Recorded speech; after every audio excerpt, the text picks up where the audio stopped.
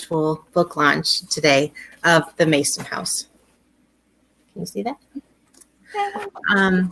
Normally this is a type of book that an author that we would love to have in the store, and we would do an in-person signing. But it's 2020 and nothing goes according to plan this year. So here we are, all from across the entire country. We have people in Florida, in Colorado, California, all around the state of Michigan here tonight. So that is really excited, and that is something that we wouldn't have if we were in person. So there's one uptick to this whole thing. Just a couple of housekeeping things real quick. The books did not arrive at our store today, so if you pre-ordered one, we will get it to you as soon as they arrive, and they should be here in the next couple of days, I'm hoping. And we will have signed copies. So anyone who didn't order it, give me a shout or go to our website, snowboundbooks.com, and we'll get you one. So tonight is going to be kind of informal. Charli and Theresa are good friends, and so I think they will have a lot of fun together, and I think that'll be easy for the rest of us to have fun too. Charli, this is the first hint I had that this was going to be a fun night. She grew up out west, and she actually won a rodeo trophy for hog tying a goat. So she's got some adventure streaks in her, so this will be fun. She's a series editor of Congress of the Rough Riders Flash Fiction Anthology, and her stories have been featured in magazines, the UP Reader, online, and also on stage. She writes women's fiction about veterans, earth science, and frontiers. And in 2014, she founded an international literary community at carrotranch.com, hosting weekly 99-word story challenges. She provides outreach to communities and veterans to make literary art accessible, and is currently pursuing an MFA in creative writing. And Theresa is also part of this flash fiction group with Charli. She was born here in the UP. She's of Anishinaabe, Ojibwe, and French-Canadian Cornish descent, and a member of the Keweenaw Bay Indian community on the L'Anse Reservation Eagle Clan. Her work has appeared online with the Minnesota Carver County Arts Consortium in Mino-Mikana, a publication of Native Justice Coalition, and the Wab-Ajijak Press. She's also been published in the UP Reader, like Charli, and is anthologized with the Chanhassen Writers Group of Minnesota. She's married, she has 2 kids, and she's back home in the UP. And we are really excited to hear what you have to say about this great book. So that's all. Thank you, Dana. Thank you, Dana. Thank you for joining us. You guys have fun tonight. Okay. I'm looking forward to this. We are going to have fun. In fact, we're going to start out with a little bit of family fun right now, and we're going to invite some of Theresa's family to the stage. Yay! And have a little bit of a celebration to launch this book. Okay, so we're just waiting for them to pop up. It may take a second. Can you tell us what we're going to expect here? It is my nieces and my great nephews, and they did a little surprise for me, and they wanted me to see it. So, okay, so we all get to see it. Yes.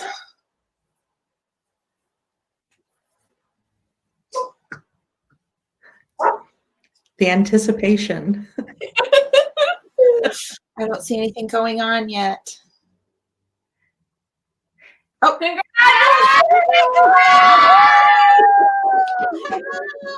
my gosh, look how cute. Okay, oh my goodness, there's so many there. That's awesome. Thank you, guys. Yay. Thank you. Love you. He's the one who made my beautiful dream catcher for me. So. Oh, nice. Nice. Well, you definitely have family support tonight. Yes, I do. It's great. Well, thank you for helping us push this off. Bye. Thanks for dropping in. Wow. here we are in the Copper Country tonight. We're at the very top of the UP of Michigan, and I feel like trying to describe this place is like giving the name of a Spanish noble. You know, the rest of the world often forgets that we're up here on the very tippy top of the UP. Sometimes we get put in Canada, sometimes we get left off US maps. But I'm going to try and give our long descriptive name. And Theresa, you tell me if I get it right, okay? Okay. All right. So welcome to the Copper Country on the Keweenaw Peninsula of the UP of Michigan, ceded territory of the Anishinaabe and home of the freshest air on earth, and recipient of 300 inches of snow each year, courtesy of Lake Superior, Upper Midwest, near Canada, USA. Did I forget? Was very close. I would just add two things. Okay. One is it's the 1842 Treaty of La Pointe that designated the ceded land. So if you can remember that, that would be helpful to know. And then I would put plus or minus a few inches of snow. Plus or minus. Plus or minus a few Can inches. we hope for some minus this year? Maybe. Maybe. Winter is coming. Yes. So, in honor of our talk tonight, I bought a pasty from Roy's. And I got the chicken cheddar and broccoli version. Blasphemy, I know. But I'm not from here. So I want to begin by pointing out that your gram was Cornish. Mm-hmm. And I have a few rapid fire questions to ask you. Pasty or pasty? Pasty. Gravy or ketchup? Great. No, gravy. Ketchup. Oh, good gravy. Carrots or rutabaga? Actually, we use both carrot and rutabaga. Carrots and rutabaga. Chopped or shredded? Chopped. Fresh or frozen? Fresh. Cornish or Finnish? Okay, that's kind of a hard question. Of the two choices, I'm going to pick Cornish, of course. But the KBIC seniors make a pretty darn good pasty. So I also have to put Ojibwe in there. Ojibwe. Okay. And I see someone in our audience is like very adamant ketchup. Ketchup, yes. Check that out. I know that person. Well, you have a talk to them afterwards. So, from the introduction to the conclusion of your memoir, The Mason House, which is why we are here tonight, it enveloped me as a reader, and I fell in love with Gram, your Cornish grandma, who lived in a miner's home in Mason, Michigan. So tell us a little bit more about her love of music from her record collection. Is music still a strong connection in Gram's family? Yes, definitely. Gram grew up in a really large family, and they were of Methodist background, and Methodists, I think, traditionally are very musical people, and so they still sing all the time. I think a lot of them are like into the music ministry and stuff like that. So yes, music is just a part of who that family is. Okay. Do you have a favorite song from her collection? Yes, I do. I have a favorite song, and it is the Unicorn Song by the Irish Rovers. And had I been able to get the rights to put that in my story, it would have been there, but I couldn't get the rights. But yes, that is my all-time favorite, and I still have the record myself, the very record. So, well, by perhaps serendipity tonight, I am actually recording from the Unicorn Room at Carrot Ranch. Yay! So there we go. It was there we go. So your gram also made you Barbie clothes. Mm-hmm. And I think we're of a similar age because I loved my Barbies, and I had handmade and yard sale clothes that I absolutely loved. Do you remember your favorite outfit? Yes, totally. It was a pair of ivory colored culottes that had this large blue butterfly print all over them. They were wide leg culottes. They were just totally groovy, and that was my favorite outfit. Did you ever try to recreate that for yourself? No, but you know what? It's kind of strange you say that, because I do really like, butterfly prints, and I'm really attracted. If I see it, I'm like, oh, butterflies, so it's like, I mean, maybe it's from there. I just have a natural affinity for butterflies. I don't know. So what do you think your gram would make of Mason today?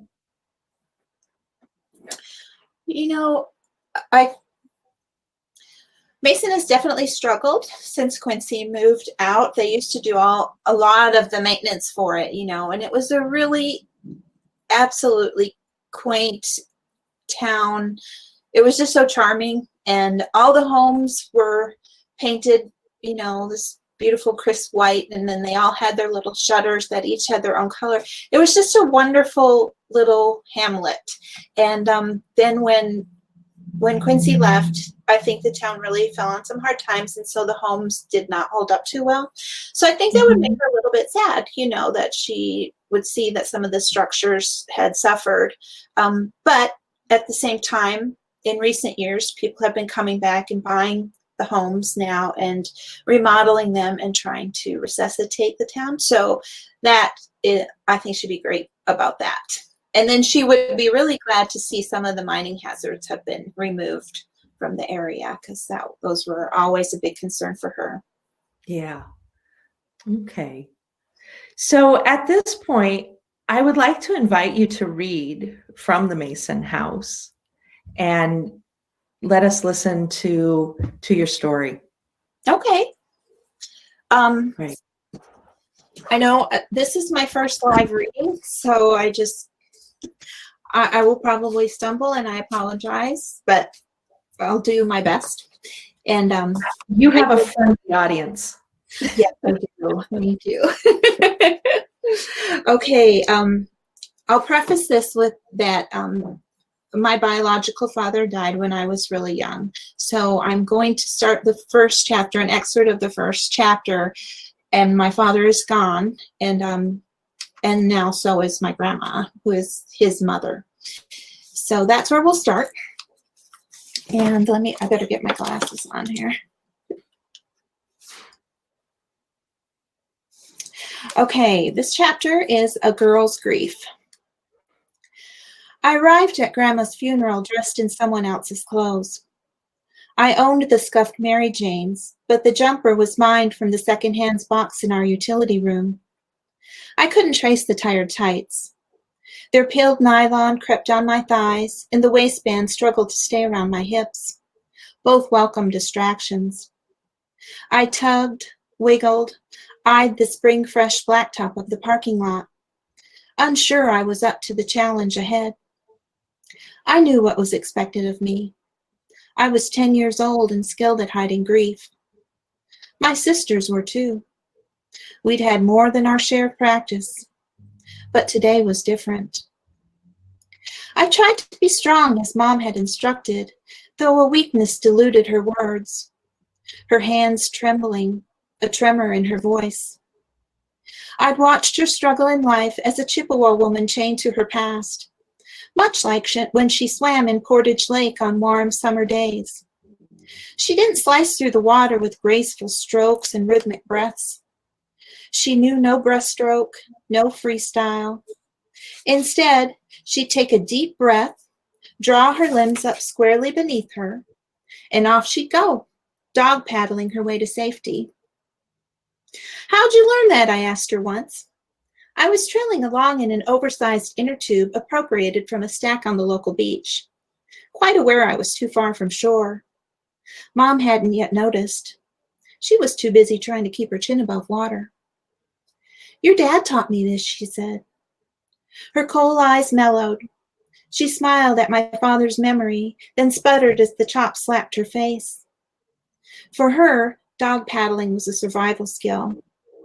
She couldn't have saved, Mom wasn't a swimmer.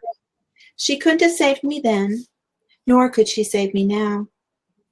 Knowing this about her, I understood why she needed me to stay in control, especially today. All morning I had quietly harnessed the pain. I had done a good job of it too, until now. The moment I crossed the threshold of the funeral home on Quincy Street, a brew of odors assaulted my senses. Flowers, antiseptic, death. It nauseated me. I wished I had eaten the puffed wheat my stepdad offered that morning, but I had left my food untouched. My insides could only hold so much. Grief gnawed as we all crowded into the reception area. Ahead, large partitions were drawn, closing off the viewing room. I pressed my nose against a seam in the upholstered panels and caught a glimpse of a man in a dark suit rolling a polished box across the floor. He aligned it front and center, and as a jeweler opens a case, raised a section of the lid. Blood drained from my head. My face buckled. No, that couldn't be her. There was a scuttle at my back, a sudden warmth at my side, a palm on my shoulder. I smelled Mom's wintry scent, Wrigley's from her purse, and Moonwind cologne from the sapphire bottle on her bureau. I need you to be strong, honey, she whispered. You said you'd be strong for Mama. She was tender but stern, and I understood. I breathed deep, hung my head, and nodded in agreement. I knew the deal. I wouldn't risk being taken home, missing my chance to say goodbye. I battened down my hatches, and Mom faded into the growing crowd. There was nothing left to say. The partitions were soon pushed aside to expand the cramped space and join the two rooms. I rushed to the wooden centerpiece, to the gleaming box with its ornate side handles and tufts of silky fabric. I peeked inside and saw her close up. My heart shivered. So it was true. Grandma was dead. She was gone, and I had not said goodbye, had not felt her breath upon me one last time. I had no parting embrace to remember, no touch of her warm hand. Gone were her minty eyes, forever haunted by a strange, comforting sorrow. Eyes that had mirrored not only my present, but my past. They'd reflected our family's history, our family's pain. When I looked into them, I saw myself, and I craved that, even though it was sad.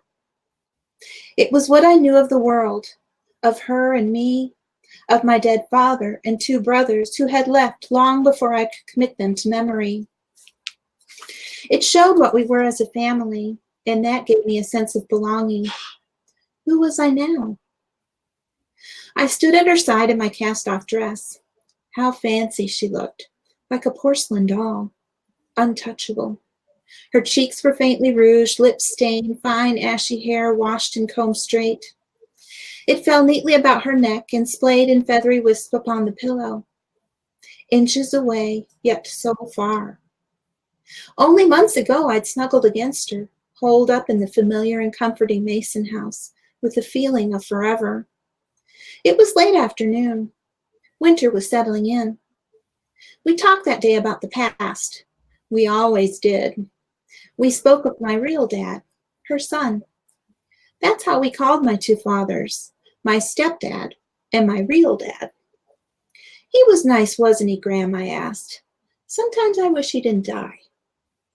Through Grandma's stories, I came to know my father as the ideal man. Funny, loving, kind. But I knew of him in other ways, too. Through my sister's words, I knew he'd been mischievous, fallible, a romantic prone to drifting in and out of our lives, a seeker. Grandma didn't talk about those traits. She said it was wrong to speak ill of the dead. I wish that too, honey, she said. Every day. I can still picture him walking through that kitchen door. Her gaze eased off in that direction, hopeful. I wished I could picture him, but it had been too long. My father's face had faded, though the timbre of his voice still drummed in my chest. The scent of him still lingered. I remembered those from one cold winter night years ago in the backyard of the old rental house in Tamarack. My family had huddled there, shivering beneath a velvet Elvis sky. What do you think's wrong with it? Mom's voice wafted that long ago night, and I lifted my eyelids to see her shadowy outline. Breath steamed dense in the silvery air. She snuggled my baby sister to her chest, a papoose swaddled tight against the bite of a Michigan frost. The oil burner in the house had been acting up again, its roiling quakes threatening a strike on the night it was needed most. I was wrapped in the arms of my father, my cheek pancaked against his green shoulder, my forehead burrowed beneath his jaw. I breathed the faint odor of motor oil in his Dickies work shirt. I saw frayed threads at his neckline, like a lawn in need of a trim. I don't know what's wrong, but we're out now. We'll just wait. His words rumbled into me, etching their sounds into my memory. Perhaps that was what God intended, a gift he sent that night, knowing that one day it would be all I would have to remember the man by. Do you think it's going to blow up? There was an edge to Mom's tone that night. She was a warrior. Nah, I don't think so. He hoisted me a little higher on his shoulder. My face brushed his prickly stubble. I inhaled the warm scent of his skin, a crisp wisp of his hair, brill cream, or perhaps the night air. His chest was wide, his arms strong and gentle. That had been my father, whose dire prognosis had been correct. At 32, a diseased heart valve swept him away. Graham returned her attention to me that day, months ago in the Mason house, not finding what she sought at the kitchen door. Fear surfaced within me. I tasted loss. I get scared you'll die, Graham. I locked eyes with her, which was always hard for me. I get scared you'll leave us too. Death stole people I loved. I couldn't lose her. Don't be scared of that, she said, squeezing my knee. Grandma will always take care of you girls. Outside, sleet pelted the window panes, but inside I calmed. I believed her words were true. I'd always believed in her. I'll always take care of you too, Graham. And I meant it. Thank you. Thank you. Having read your book as an advanced reader copy, I was really struck by this beginning, this girl's grief, and was prepared for the sorrow that was going to follow in this memoir. But what really took me by surprise, and I think became profound, was the healing and the compassion for your family's story. And it's a beautiful book, the way you take that grief and envelop it into a healing story.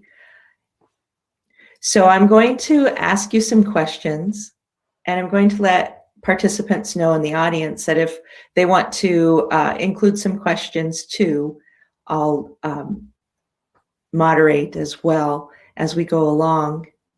But I'm going to start with, so Mason sits in the shadow of copper mining ruins on the Upper Peninsula, and it's known to the French voyagers on the 1842 territorial ceded lands. And you are also not only of this land that is an intersection of cultures, but you're the daughter of an Anishinaabe mother and a French, Canadian, and Cornish father. So when you set out to write this book, did you realize that it has the potential to be a healing bridge between cultures? Well, first of all, I really liked how you phrased that about the book, that, or about myself even, that I'm an intersection of cultures, because I've never looked at myself that way, but yes, I definitely am. So thank you for that. And I I have not looked at my book as a bridge between cultures necessarily. But I do consider my book, now that it's been written and you can kind of step back and see the whole picture, as a bridge to cultural identity for sure, because that was something we lacked as children, being connected to our Anishinaabe heritage. And so I feel like the book is helpful in not only for my family, but also for others like us that, you know, missed out on a lot of our lessons of our culture. And hopefully it would give them some motivation to connect or seek that out. It's been a really wonderful experience for me, that's for sure.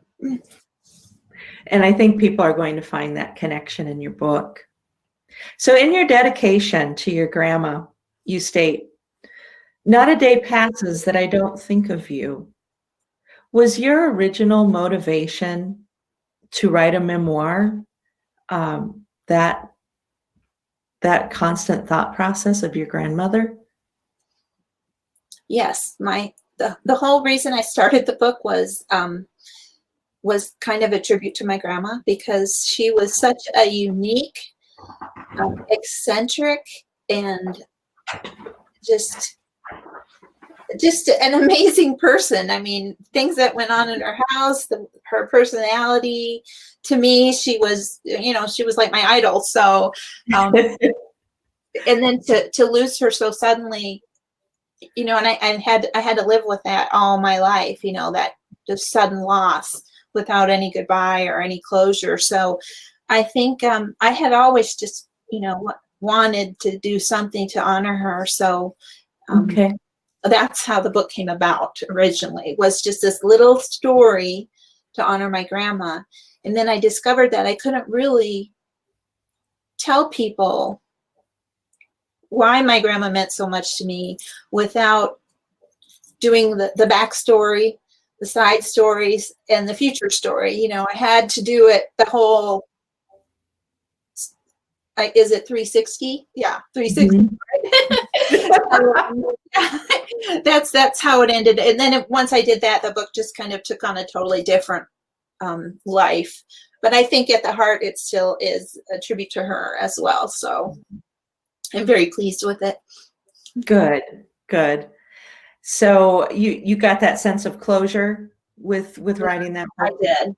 And actually, with that dedication at the beginning, that came from a stone that I placed on her grave. And I did that kind of at the same time. I found that stone and I said, okay, that's my dedication too. So. Wow. Okay.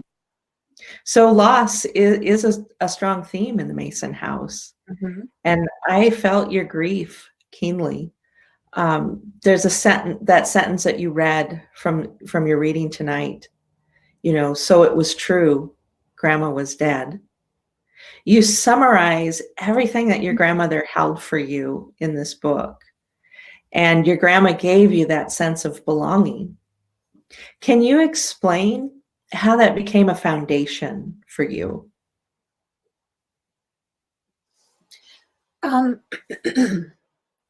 I kind of feel like, because I spent so much time in her house, that and there was so much loss in our immediate family, you know, even before her loss. I think that I always felt like who I was the past. You know, everything about me was the past, and she was representative of that past. She had all the stories and she was like the embodiment of it. And so to me, it just was like she was the tree and I was the shoot. So we were just so connected in that way. I mean, I just didn't feel like I was me without her. Right. That's such a beautiful way to put it. And while you were having that experience and kind of in a way living that present moment through the past, how did that differ from the experiences like your older siblings were having at that same time? Well, because of the age difference. Like my older siblings remembered my dad and they remembered my brother. You know, I had two brothers, but one died at birth, but they did remember the older one. And so they had a totally different well to draw from. They had their own experiences and their own memories. And so they could stand more independently than I could with that respect. So I think it was mostly about the age. Okay.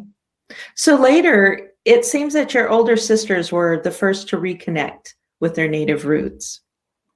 As siblings, how have each of you come to reconcile your cultural identity? Well, I'll start with the oldest of the siblings. So my two older sisters were both in the healthcare field, and they both went to work in for the tribe in the healthcare. And so that's how they were able to connect to the community and develop in their culture. So that started out with the eldest. And then my two younger siblings, I think for the most part, they were able to connect because of the older ones and my mom. So it was sort of almost like a natural progression in that it's always, you know, the elders teaching the younger. So I was probably the last to engage with the culture. And I feel like that was more because of my distance. I never moved back here, you know, like everyone else. And I was so far from the reservation. And I personally, I think it's very difficult to grow in your native heritage or native culture if you don't have access to the resources and you're not close to the community. There's so much that goes on at the KBIC that needs your presence, you know. I think when I was able to come up here a lot more, and now especially having returned here, I'm really a lot more, I don't know, I'm more connected to them and I'm doing a lot more with them and I'm learning, you know, stuff all the time. And so, I don't know. I think I just needed to be closer to the reservation. Yeah, something I want to comment on is how I think one of the powerful things about your book is that you seem to be very aware of the differences of perspective within your family. Mm-hmm. You don't just come at this with your own perspective. Did you intentionally navigate the telling of this story by including the different perspectives of your family? I think, yes, I don't know if I did that intentionally or if that's just something that came to me, you know, naturally. But Mm-hmm. It was really important to me to be fair to everyone in my book. You know, I wanted to represent everyone and everyone's humanity in my book. So maybe it came from that, you know. Okay.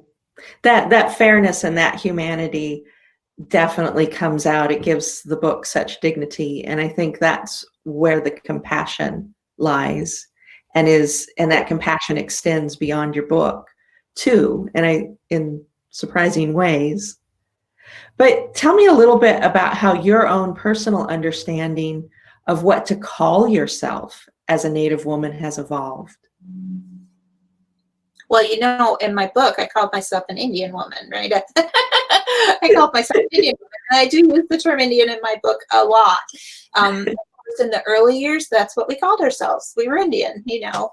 I grew up in a family where we spoke the I word freely. We weren't ashamed of it. You know, it was what we were. And as a child, I always felt kind of proud of that. I wasn't ashamed to say I was an Indian. It didn't bother me to have other natives call me an Indian, you know, it just was what we considered ourselves to be. And now I think the tides are changing, and particularly with the younger generation, they prefer to use other terms like native or indigenous or whatever. But, and I do use those terms as well, but I think for the most part, even though sometimes I'll say I'm a Native woman or I'll say I'm an Indigenous woman, but inside of me, I still relate to myself as an Indian woman. And that might be age. I don't know. Yeah, that could be a generational thing. So you also seem to have a role in the family that pre-shadowed becoming a memoirist. You wrote, "Perhaps it was my youth, or perhaps my innate curiosity. I have always wanted to be in the know. My problem was, once I was in the know, I didn't mind telling everyone else what I knew. That's how, at home, I came to be called Big Mouth." So did your family expect that Big Mouth one day would write about the family? I Someone don't is know. I'm going to see if anybody can answer that out there. So did anyone expect Big Mouth to write a memoir, a tell-all? Siblings out there that want to take that question? I don't know. They might have. I was in journalism, so I don't know if they thought I'd do a memoir, but one time, Well, journalism makes sense too. what did you say? Journalism makes sense too. Perfect profession for you. One time my dad was in the hospital and he was in a regular hospital and he wanted to be transferred to the VA hospital, and we were having some trouble getting that accomplished. And so it ended up calling, I don't know, some government authority to say, we need to get our dad transferred. And so one of my sisters used to always say, Theresa calls the president or something. So they expected me to do this. I don't know. So what is your process as a writer? How did you write this memoir? As a journalist, or did you take a different approach? I did not write this as a journalist because I didn't last too long as a journalist because there wasn't enough emotion there for me, I guess. I wrote this very emotionally. I totally did. I came at it from a grieving space in my life, and it was an opportunity for me to process my own grief about, some health and work problems I was having, and also to, honor grandma. So I said, I'm going to do this. And it was all about the emotion. So I would write, I just tried to remember every scene that I could recall from being in the house. And then I started categorizing them, what did this relate to? And then I would write the scene. And then the next day I would get up and I would read it when nobody was home. And then I would just cry and cry because it had been so long since I was in that house. And it was just a very visceral, is that the term I want? I really felt it, I really felt like I was in the house when I was writing it. And so that was my process, just to put myself back in it and really feel it and try to capture every little, memory, every little memory I could recall, I put down on that page. Were you fairly certain that you wanted to write this as nonfiction? Did you ever think about fictionalizing the story? Yes, I did. And originally I was going to fictionalize the story. But, it's such a beautiful story to me, the truth of it and the reality of the story. And it's like fictionalizing it would have protected, some of the secrets that we carried.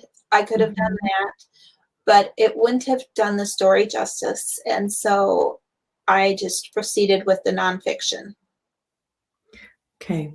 And perhaps one of the secrets or the hard topics to talk about is that alcohol features on both sides of your family. and with your second dad. Was it painful, given that your mom has since recovered and that your stepdad passed? Was it painful to bring up those memories? You know, writing about the alcohol part of the story, I didn't want to do at all. I put it off till the very end. I skirted around it. You know, I just hinted at it and then went away. And a freelance editor that I had worked with, she read the story and she said, you know, you're just not done with your story. You know, she knew what I was doing and she said, that's just not working. And so I did have to go in and really, I still didn't want to just totally go in there. I thought I can tell this story from a perspective, you know, not going to say rose-colored glasses, but I can stay a little bit out of it and still get my message across. That was what my intent was. And so that's how I approached it. And it was very painful. And I mean, even writing it, sometimes, you know, I would just shake and feel kind of those same fears that I had when it would occur. So it was, you know, you had to take breaks and you had to do self-care during those times. But I think the hardest thing about it was I felt very like I was breaking some rule. You know, I was being disrespectful to elders for telling. I was being disrespectful to my parents. And probably the worst was that I was breaking that vow of secrecy that so many families that have addiction issues, that, you know, we carry that vow that we cannot tell people. We cannot talk about that. And that, if you grew up with that, that's pretty hard to cross that line. So I think that was the toughest thing. And then another thing that was really hard was, you know, my mom is still here and I could write my story and take it to my mom and say, here's what I have and here's what you should prepare for, and, you know, give her an opportunity to counter. That was good about having my mom here. I didn't have that with my dad. He was gone, and my stepdad. And so I had to, it just caused me to be really conscious of how I told his story. You know, I really loved my stepdad, and I want everyone else to know that even with his weaknesses, you know, he was a good human being and someone that I loved. And so I want my readers to know that about him. And so I hope that my writing showed that. Definitely. I think you wouldn't have achieved that level of compassion if you had held back and not told the authentic story. So as painful as it was, I think that readers are going to make that connection and understand that compassion. And you yourself wrote in your book, you said, even amidst dysfunction, magic can exist. Such was the case for our family. Despite alcohol and grief, there was still tradition. And I think that's what just flips it and makes it such a powerful book, is that you have something to contrast. We understand what the magic is. So when I read the part of your book about your return to red dirt and real life, I was hopeful that you were going to feel home again, but it didn't seem to work out that way. And you and your family experienced life as vagabonds, and yet it seemed that to each other you had home. And I was amazed by the number of times that you orbited and landed in each other's lives. How do you explain those close bonds that you have with your family, your siblings in particular? I see my siblings out there talking to me.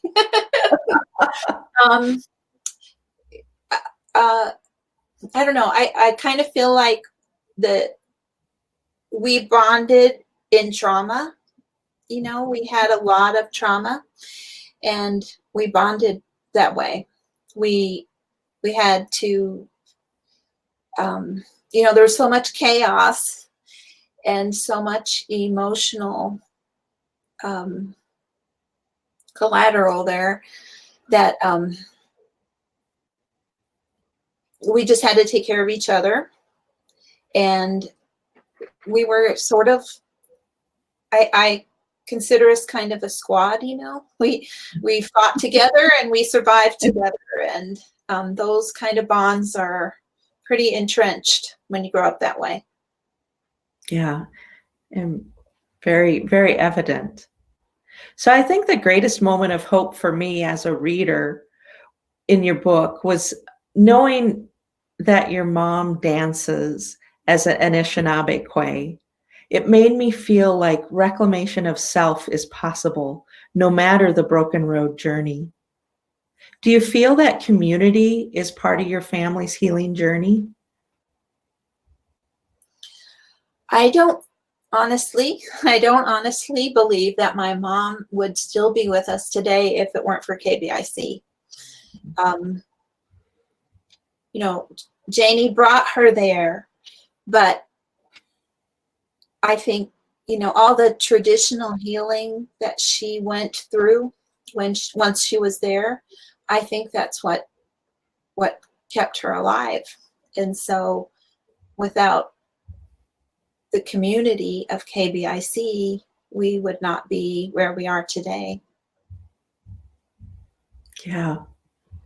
I think it's maybe one of your siblings who is calling that bonding and that always being there for each other ride sharing. Yes. Okay. I think we need to make a hashtag out of that, and it needs to go along with the Mason house. All about ride sharing.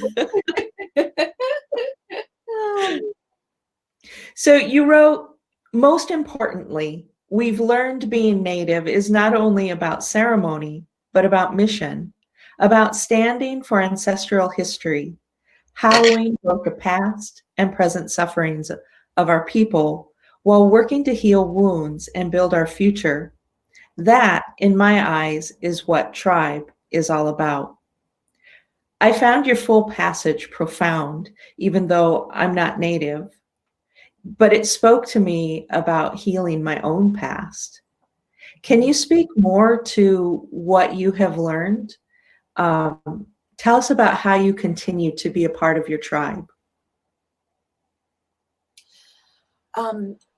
Well, I'm a student of my culture. That's what I'll always consider myself. I'm just a student. And some of the things that I'm doing right now is I am working to learn the language. I attended cultural camp, so I learned everything that went into harvesting manomen, which is, you know, really core to our culture, the wild rice.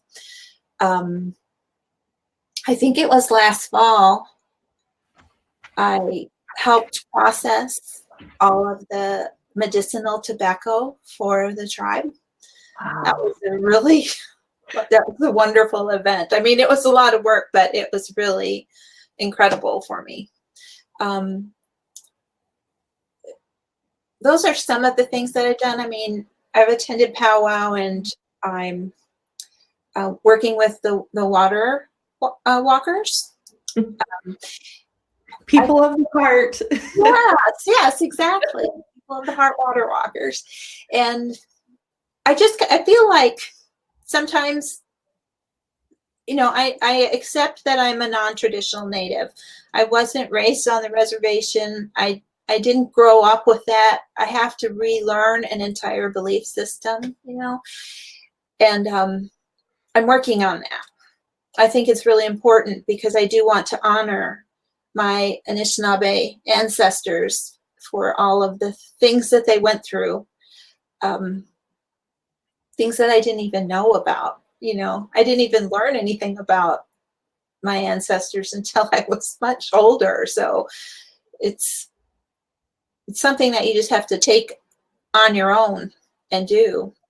You know, I don't bead. It's like I wonder what can I give to my community? What can I be to my community? I don't bead, I don't fish, I don't hunt, I don't do anything of the traditional roles that the Anishinaabe have in their community. But I do write, and so I'm just hoping that perhaps by writing, I can promote healing in my community. Yeah. So we talked about this book being like in the middle because, as you know, I mentioned earlier, you are this intersection of cultures, you know, being Cornish and Anishinaabe, and both of those are rooted here in the Keweenaw Peninsula. So this story being kind of in that middle territory, and you being somebody who's there at that intersection, and knowing and understanding that you are a writer who wants to share this gift of healing with her people, have you considered how you would encourage others to write in their own voices? Well, I feel like I still need a lot of development myself in that role, learning how to do that. But oh, girlfriend, you did that. like, okay, thank you, but I still feel like I need help. You know, how would I do that? I don't know how I would do that, Charlie. That's a good question. Definitely takes encouragement. You know, we all feel that, you know, do we have the right even to be doing that, to be writing about something that we're not very knowledgeable about? I don't know. I don't know how I would do it. I just think a lot of it is just encouraging people to trust who they are. You know, don't be more than you are. Just trust who you are and write from that perspective. Yeah. I have this desire in my heart to want to share writing with people whose voices have been silenced, and to see more stories, and maybe it's something we can work on together, is just getting other people to write. I have this fantasy that someday there's going to be a Native American who writes like a Harry Potter type series, but instead of Hogwarts, it's all about the return to learning the native ways and then sharing them among the muggles of the world. Mm-hmm. So I think it's coming. it's coming, you know, that those stories will find a way, just as the water does. It's just as the water flows, it finds a way. So do you have any advice for those who are thinking about writing their own stories or memoirs? I think my greatest advice for writing memoir, based on my own experience and reading I read a lot of memoirs after I wrote mine. I don't know why I did that backwards, but you know, I was looking for comps, and so I'm like, oh, I got to read all these memoirs. But it was so backwards. But my advice to people would be, if you want to write a memoir, particularly when it deals with some pretty heavy family issues, as the Mason House does, just try to come at it. You know, don't be angry in your writing. Try to come at it gently. Try to have compassion and come from a space of empathy. And I think you'll find that when you do that, that's when your story is going to bloom. Yeah. Donna has a really good suggestion of working with children and helping them to ask elders to tell their stories.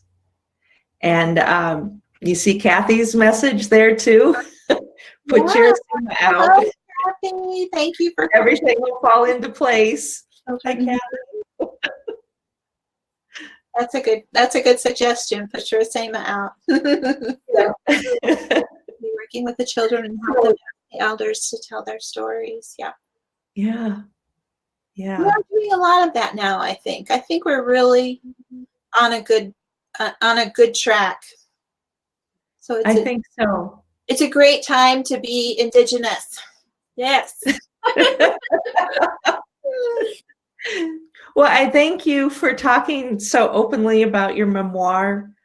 Having read Mason House, I can say it begs for more than one reading. I actually started rereading it again because I just found that it gets richer the more you read it.